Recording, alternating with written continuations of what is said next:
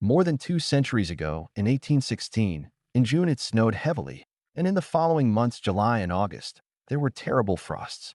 The calamity spread throughout Western Europe, Canada, and the northeastern states of America.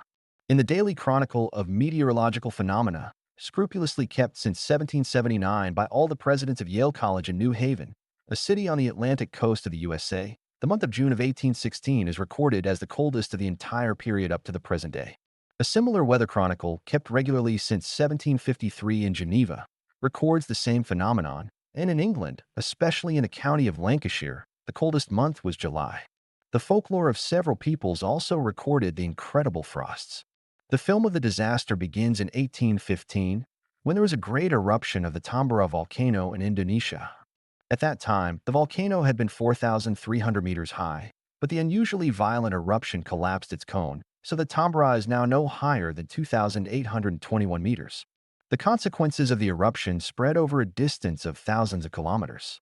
Although the volcano is located on the island of Sumbawa, the inhabitants of Java, 500 kilometers away, were still gripped by horror. At noon, the sky was shrouded in an opaque leaden haze, resulting from the ash expelled by the volcano, and the sun itself had a black film.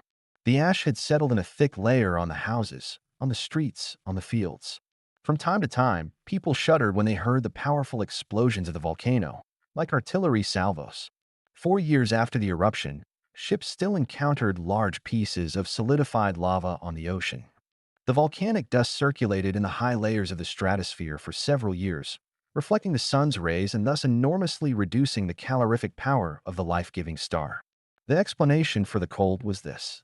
In fact, even earlier, Benjamin Franklin had foreseen such possibilities, explaining the severe frosts of the winter of 1783/1784, a hypothesis that modern meteorologists have confirmed. The first unusual wave of cold reached America on the morning of June 6, 1816. That day, the snow settled in a layer up to 15 centimeters thick. A piercing wind knocked people down as they walked. The frost persisted until June 11th. The second wave of cold came on July 9th, and the third and fourth on August 21st and 30th. Everywhere it haunted, the winter of that summer destroyed all crops, and the leaves of the trees turned black. The frosts were even more severe in Canada, where they destroyed every trace of wheat and corn.